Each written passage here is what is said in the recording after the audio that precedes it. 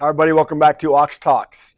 Yes, today is Wednesday, and it is January 24th, 2024. 1/24/24. Yes, yesterday I did say it was Wednesday when in fact it was Tuesday. Apologize for the senior moment. No disrespect intended for us seniors. And it does happen when sometimes the days blur together. Thank you for being here. I appreciate you watching this channel. I ask that you please subscribe if you haven't subscribed already. Let's continue to get the word out about the economic reality in this country. It really helps if you hit the thumbs up button and also hit the bell notification. I want to wake these algos up and continue to grow this community, and that's how we get it done. Please share the videos with your family, friends, coworkers, and colleagues. Anybody that is not yet awake yet, maybe they're open to some new ideas and learning and paying attention to other news sources than just the nightly news. So with that being said, let's jump into today's news. I pulled a couple of very important articles that I'm going to cover with you today, and I'll probably spend a considerable amount of time on both of them, keeping in line with my 15 or so minute video. The first one is out of a news week, and it's entitled Unemployment Rate Rises. Unemployment rate rise rings alarm bells over U.S. economy.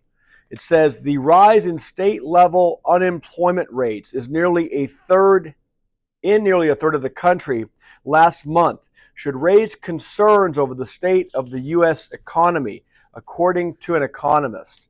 This is according to a new report by the Bureau of Labor Statistics quoted by Reuters on Tuesday. 15 states saw their unemployment rates climb in December compared to only 3 the month before. So unemployment rates are rising across the board in many of the states in this country. 13 states and the District of Columbia had unemployment rates at or above 4%, and that's the highest count since December of 2022. It says this happened despite the fact that the national average unemployment rate remained unchanged at 3.7% from one month to the next, and from the addition of 216,000 jobs in December. And I think you have to take that jobs number with a grain of salt. Those job numbers are probably cooked and will most likely, if they haven't already been revised downward once, twice, or 3 times when no one's paying attention. The article continues. It says, Parker Ross, global chief economist at American Public Limited Liability Company, ARC Capital Group, based in Bermuda, said that the latest data on unemployment suggests the U.S. economy might still be at risk of entering a recession. If you believe that we haven't already entered a recession, then let's listen to hear what this guy has to say. He says state-level unemployment rates were just released, and they continue the string of bad news from the household survey, Ross wrote on X. And this is important. He says, quote, "It's been a while since I've refreshed the data set, and now my updated state-level Sahm rule indicator is really heating back up. In fact, it's now above the threshold that marked the onset of every single recession since the 1970s," he continued. And we've discussed the Sahm rule on prior videos on this channel before. It says the Sahm rule is used to identify signals related to the start of a recession.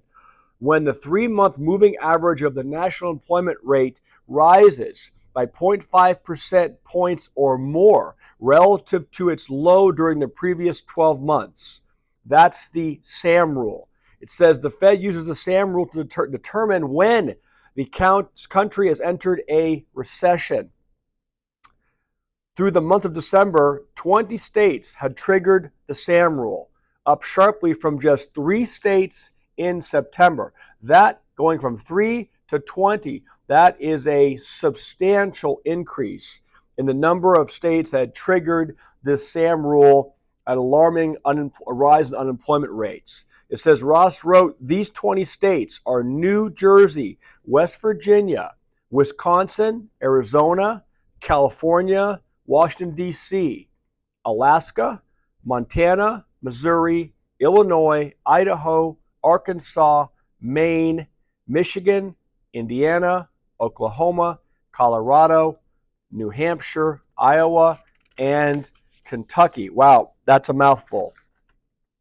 He says nearly 25% of states had triggered the Sahm rule last November when layoffs picked up in tech, real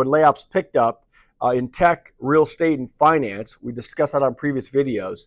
But then those tapered off and the share pivoted sharply lower, just below reaching the threshold for typical recessions. And I wonder why that was. If you recall, we got some news saying, boy, the Sahm rule wasn't triggered. We just narrowly missed it, but we're on the right path. So you wonder if the numbers that staved off triggering the Sahm rule across this nation were in any way manipulated or modified. You guys can answer that question for yourself. Post your comments below. It says Massachusetts and Rhode Island were the two states that reported the biggest month-to-month unemployment increase in the country in December of 2023, with 0.3% point climb. Minnesota, it says, was the only state in the nation to experience a drop in unemployment, which came down by 0.2%. Nevada had the highest overall employment rate in the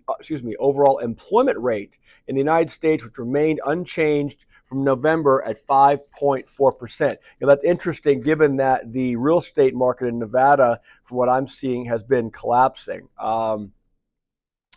So unemployment rate across most of the majority of the states in this country is going in the wrong direction. Leave a comment below. Let me know, what state you guys are in and what you're experiencing in your area. The next article is from the Markets Insider today. Thought it was important to share with you another billionaire. This guy was known as the Bond King, Bill Gross. I Googled this guy. He's worth estimates of between $1.8 to $2.6 billion. He's a billionaire.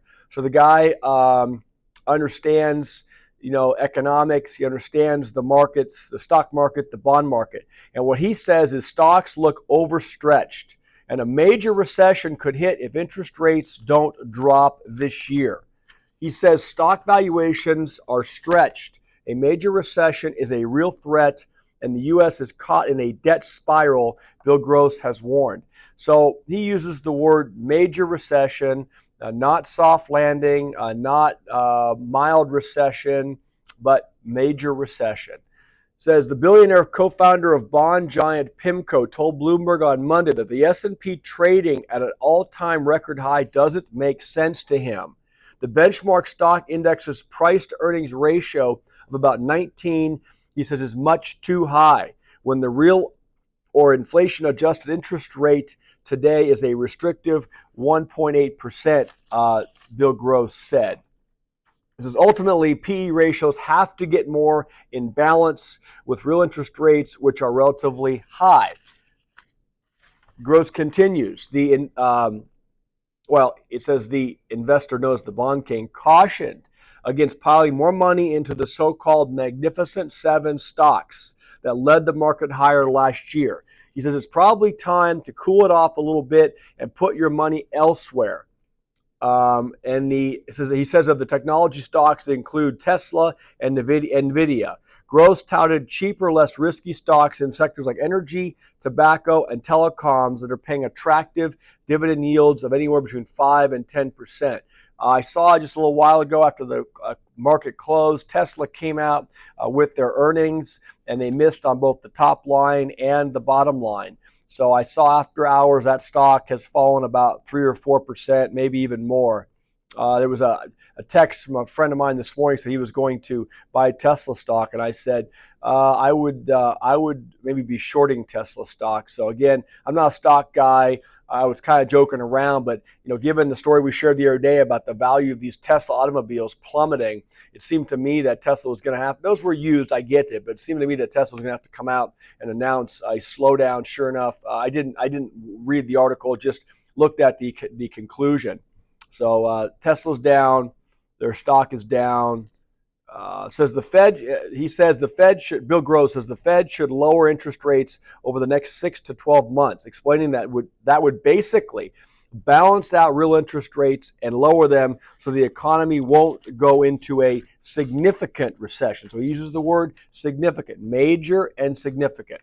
Gross urged investors to be cautious in light of myriad of domestic and overseas threats. He also struck a resigned note on ballooning debt piles in the United States and many other countries. It's simply a situation, he says now, where there's too much debt. And in order to keep that debt rolling and keep the economies rolling on a nominal basis, it's necessary on the part of central banks to maintain a relatively easy monetary policy. And the same thing with fiscal policy. So, obviously what he's saying is that the Fed is going to have to come back down with the rates. It's going to have to make this pivot. We'll see when and if that happens. Obviously, the stock market is banking on it. And obviously, not giving you financial advice, but if that does happen, that will probably bode well for precious metals prices, both silver and gold. I've discussed on this channel before that I'm a believer in physical metals as a way to protect some wealth, as a way to have some assets outside the system, as basically a way to save, as a savings account or savings plan. It's not a get-rich-quick scheme. With that being said, I'll leave it there for news today.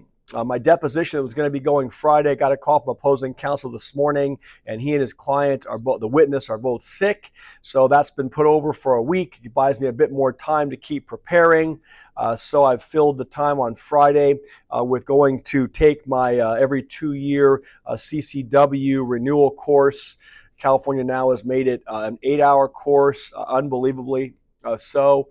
So I'm going to take care of that Friday. I'll be leaving here in about an hour to go get my workout in. I'm hearing a lot of encouraging comments from you guys about the workouts and what you're doing with your fitness routine, your diet routine. Really encouraging. I'm doing this every day. I'm not just telling you to do it. I've been living this for, several years now, getting myself back to a level of physical fitness that I can be proud of and that is sustainable for me. So you have to start with realistic goals. You can't just go in and say, well, I'm going to drop 50 pounds overnight. It doesn't happen that way. You have to just start with a doable plan, execute the plan, meaning in terms of your daily walking, your daily cardio routine, get some weights in there. It's important for muscle tone and for weight loss that you work in some weight training if you physically can do that.